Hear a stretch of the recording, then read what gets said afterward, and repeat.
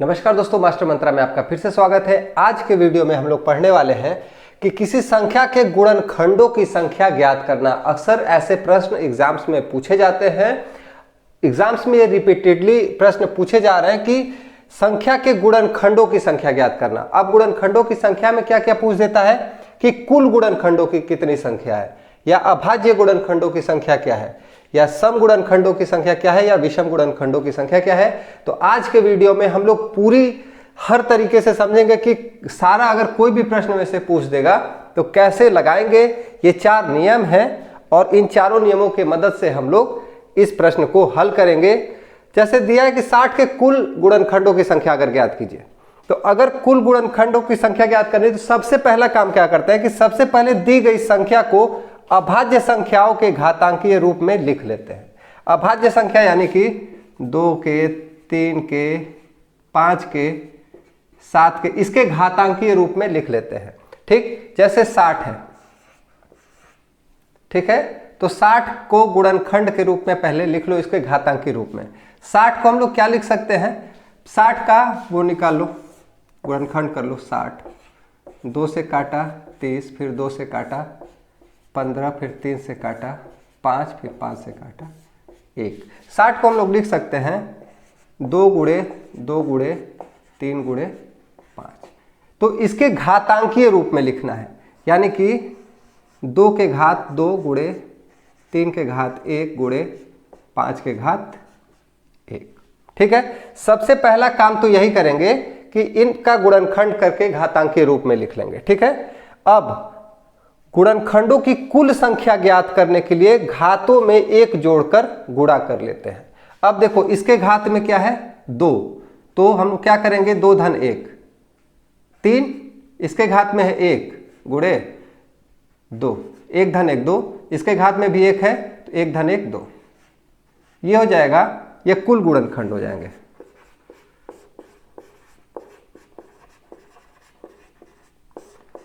तीन दूनी 6, 6 दूनी 12। कुल गुणनखंड 60 के कितने हो जाएंगे 12। अब हमें पता करना है अभाज्य गुणनखंड। अभाज्य गुणनखंड ज्ञात करने के लिए घातों को जोड़ लेते हैं। इसमें कुछ भी नहीं करना है। अगर अभाज्य, सिर्फ अभाज्य पूछ दे, अभाज्य गुणनखंड ज्ञात करना है तो घातों को जोड़ लो, 2 1 3 1 4। अभाज्य गुणनखंड कितने हो जाएंगे 4। ठीक है, अगर सम गुणनखंड पूछ दे, सम गुणनखंड कितने हो जाएंगे, तो सम गुणनखंडों की संख्या ज्ञात करने के लिए 2 की घात को सेम लेकर बाकी के घातों में 1 जोड़कर उनका गुणा कर लेते हैं। ठीक है, 2 की घात सेम मतलब 2 की घात इसमें कितनी थी 2, तो 2 की घात को सेम टू सेम ले लेंगे और बाकी जितने घात हैं अन्य संख्याओं के उनमें 1 1 जोड़ के और गुणा कर लो। 1 धन 1 2 और फिर 1 धन 1 2, यानी कि सम गुणनखंड इसके 8 हो जाएंगे। और विषम गुणनखंडों की संख्या ज्ञात करने के लिए 2 की घात छोड़कर शेष घातों में 1 जोड़कर गुणा कर लेते हैं। अगर हमको विषम पता करना रहेगा, विषम गुणनखंड, तो 2 की घात छोड़ दो। अब 3 के घात हो गया 1 है, तो बाकी घातों में 1 जोड़कर ये इसको 1 धन 1 2 गुणे 2। ठीक है, तो कितना हो गया 4। कुल इसके 12 गुणनखंड थे। ठीक है, तो 8 इसके सम गुणनखंड हो गए और 4 क्या हो गए विषम गुणनखंड हो गए। ठीक है, अगर सम या विषम में से किसी एक का भी फॉर्मूला हम याद कर लेते हैं, तो हम अगर मान लो सम का फॉर्मूला याद है तो हम सम निकालकर इसमें से घटा देंगे तो विषम गुणनखंड पता चल जाएगा।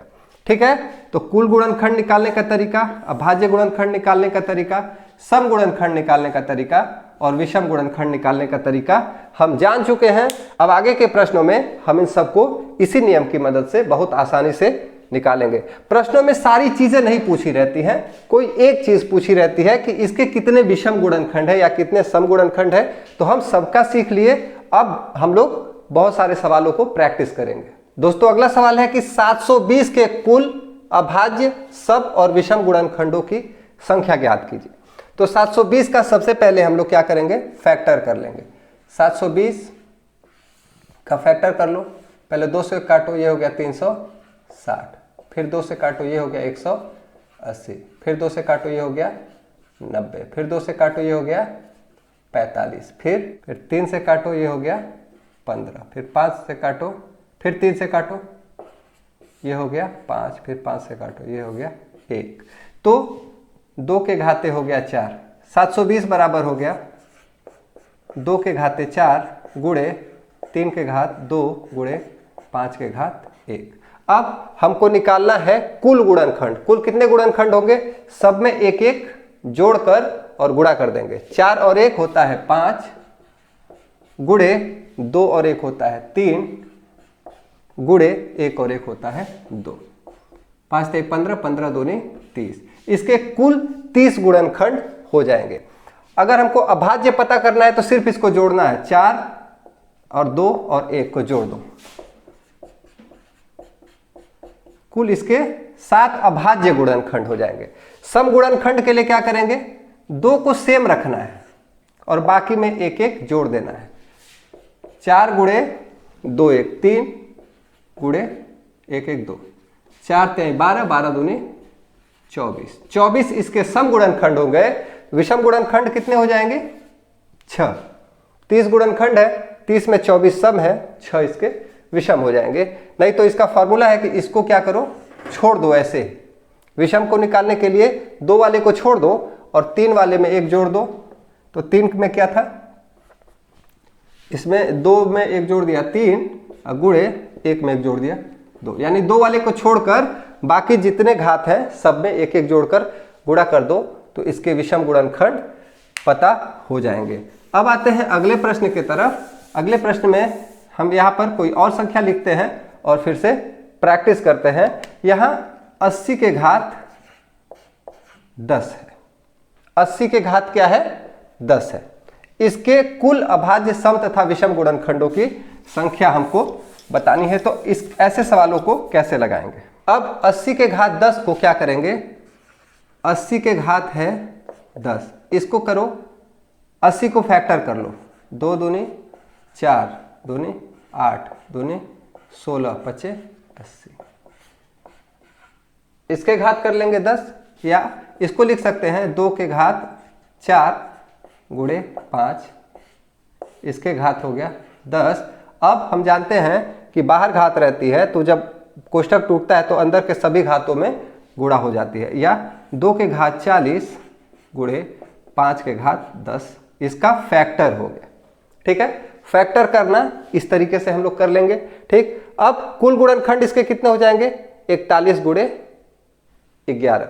इन दोनों में हम क्या करेंगे? एक एक जोड़कर गुणा कर देंगे।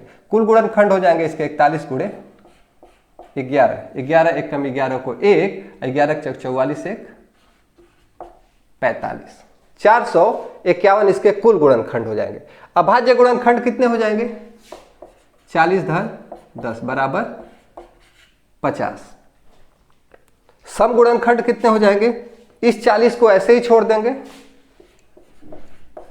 और इसमें एक जोड़कर गुणा कर देंगे, यानी कि 440। अब बताओ 451 में 440 सम हो गए तो 11 इसके विषम गुणनखंड हो जाएंगे।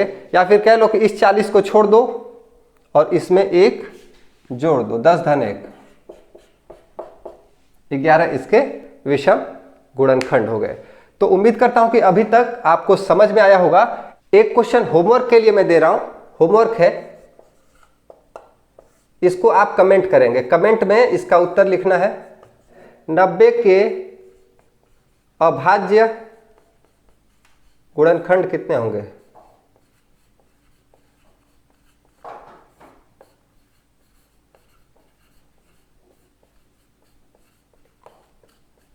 इसको आप कमेंट में लिखिएगा। 90 के कितने अभाज्य गुणनखंड होंगे?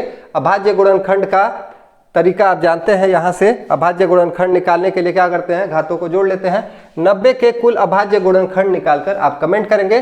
तब तक हम कुछ क्वेश्चन और पढ़ते हैं। दोस्तों अगला प्रश्न है कि 4 के घात 11 गुणे 7 के घात 6 गुणे 11 के घात 2 के अभाज्य गुणनखंडों की संख्या ज्ञात करना है। तो देखो 4 के घात 11 है।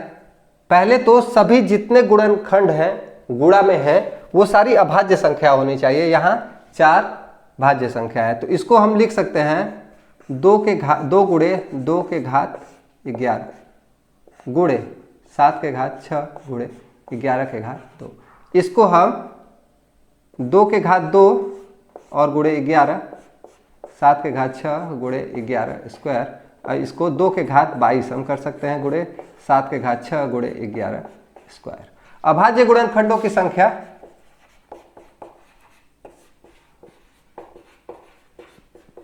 हम जानते हैं, निकालने के लिए घातों को क्या करते हैं, हम जोड़ देते हैं। अभाज्य गुणनखंडों के लिए घातों को जोड़ देते हैं। 22 6 28 और 28 2 30 हमारा आंसर आ गया। तो उम्मीद करता हूं कि ये प्रश्न आपकी समझ में आया होगा। क्या करेंगे कि सबसे पहले जितने ये गुणनखंड हैं इसको हम अभाज्य में बनाएंगे। ठीक है, यहाँ 4 था, 4 को हम और तोड़ सकते हैं, 7 को नहीं तोड़ सकते, 11 को नहीं तोड़ सकते। जब तक टूटेगा उसको तब तक तोड़ेंगे।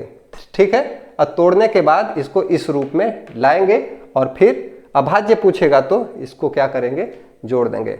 अगला सवाल है कुछ इसी से मिलता जुलता। 12 के घात 5 गुणे 15 के घात 20 गुणे 18 के घात 10 के अभाज्य गुणनखंडों की संख्या हमको ज्ञात करनी है। यहाँ देखोगे 12 जो है अभाज्य संख्या नहीं, 12 को सबसे पहले हम क्या करेंगे, और तोड़ेंगे। 12 को कैसे तोड़ सकते हैं, 12 को हम लिख सकते हैं 2 गुणे 2 गुणे 3 2 2 4 4 3 12। स्कूल के घात हो जाएगा 5 गुणे 15 को क्या लिख सकते हैं, 3 गुणे 5 लिख सकते हैं, इसके घात हो जाएगा 20। और 18 को क्या लिख सकते हैं, 2 गुणे 3 गुणे 3 तो 3 6 6 18, इसके घात हो जाएगा 10। ठीक है, अब यहां देखो 2 के घात कितना हो गया, ये हो गया 2 के घात 2 गुणे 3 गुणे 3 गुणे 5 के घात 20 गुणे 2 गुणे 3 गुणे 3 के घात 10। ठीक, यहाँ 5 था, ये है। अब हो गया 2 के घात, ये इससे इसमें गुणा हो जाएगा 10 गुणे 3 के घात 5 गुणे 3 के घात 20 गुणे 5 के घात 20 गुणे 2 के घात 10 गुणे 3 के घात स्क्वायर था, ये 3 स्क्वायर हो गया, ये 3 स्क्वायर हो जाएगा, 3 के घात हो जाएगा 10 दूनी 20। अब देखो 2 के घात 10 और 2 के घात 10, ये क्या हो जाएगा, 2 के घात 10 गुणे 2 के घात 10, ये हो जाएगा 2 के घात 20। घातों में क्या होता है कि अगर a के पावर m है और a के पावर n है तो इनको क्या करते हैं, a के पावर m प्लस n कर देते हैं। ठीक है, 2 के घात 10 गुणे 2 के घात 10, ये हो गया 2 के घात 20। अब 3 के देखो, 3 के घात 5 20 25 हो गया, अब 25 और 20 45, 3 के घात हो गया 45 गुणे 5 के घात 20। ठीक है, अभाज्य गुणनखंडों की संख्या ज्ञात करने के लिए घातों को क्या करते हैं, जोड़ देते हैं। अब अभाज्य गुणनखंड निकालने के लिए 20 और 45 और 20 को जोड़ दो, 20 पर प्लस यहाँ लिख दो अभाज्य गुणनखंड की संख्या 20 प्लस 45 प्लस 20 बराबर 50। एक तरीका ये हो गया। एक तरीका मैं और बता देता हूं, एक दूसरा तरीका है, 85 है हमारा आंसर, एक दूसरा तरीका है उसको भी जान लो। सबसे पहले क्या करेंगे,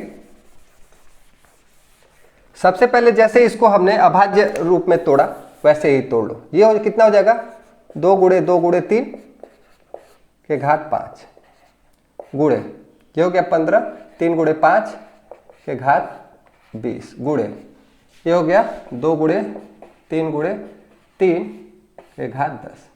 अब क्या करो, देखो 5 से गुणा कर दो, कितनी संख्या है इसमें, 3।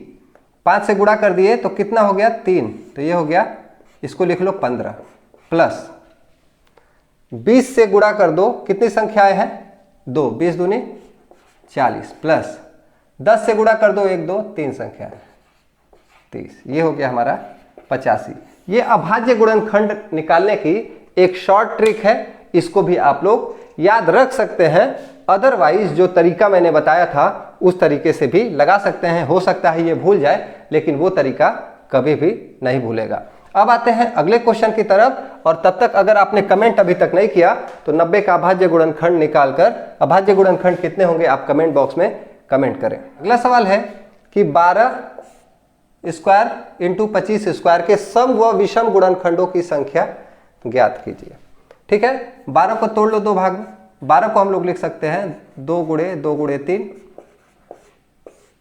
का स्क्वायर गुणे 25 को 5 का स्क्वायर। ठीक है, ये 2 गुणे 2 को हम लोग 2 स्क्वायर लिख सकते हैं। क्या लिख सकते हैं? 2 स्क्वायर। अब इसको क्या करो, अंदर लेकर आओ। ये हो गया 4 square, sorry 2 to the power 4 into 3 square into 5 to the power 4। अब सम गुणनखंड निकालने के लिए क्या करते हैं? सम गुणनखंड निकालने के लिए क्या करते हैं? इसको एज इट इज रख कर बाकी सब में एक एक जोड़कर गुणा कर देते हैं। 4 गुणे 2 और 1 3 गुणे 4 1 5, यानी कि 5 के 20 जाए 60। विषम गुणनखंड कितने हो जाएंगे? इसको छोड़कर बाकी सब में एक एक जोड़कर गुणा कर दो। 2 1 3 गुणे 4 1 5 15 विषम गुणनखंड हो जाएंगे और 60 सम गुणनखंड हो जाएंगे। तो उम्मीद करता हूं कि ये प्रश्न आपकी समझ में आ गया होगा। और इसके साथ एक क्वेश्चन और देता हूं मैं कि इसके आप कुल गुणनखंड पता करें। कुल गुणनखंड आप इससे भी पता कर सकते हैं, इन दोनों को जोड़कर। अदरवाइज इसके कुल अभाज्य गुणनखंड आप कमेंट करें। कुल अभाज्य गुणनखंड कितने होंगे? आप लिखेंगे कि लास्ट लिखिए, लास्ट आंसर लिखकर, ये क्योंकि लास्ट क्वेश्चन है, इसके पहले ये क्वेश्चन नंबर 1 है, ये क्वेश्चन नंबर 2 है मान लीजिए। तो क्वेश्चन नंबर 2 का आंसर लिख दीजिएगा, इसके कुल कितने अभाज्य गुणनखंड हैं, और क्वेश्चन नंबर 1 के 90 के कुल अभाज्य गुणनखंड कितने हैं। ये दोनों आप क्वेश्चन का आंसर कमेंट बॉक्स में कमेंट करें। वीडियो जरा से भी हेल्पफुल लगी तो वीडियो को लाइक करें। कुछ चीज़ नहीं समझ में आई तो कमेंट बॉक्स में वो चीज़ मुझसे पूछें, मैं उसका जवाब जरूर दूंगा। मिलते हैं अगले वीडियो में, तब तक पढ़ते रहें, अपना ख्याल रखें। Thank you, tata, bye bye.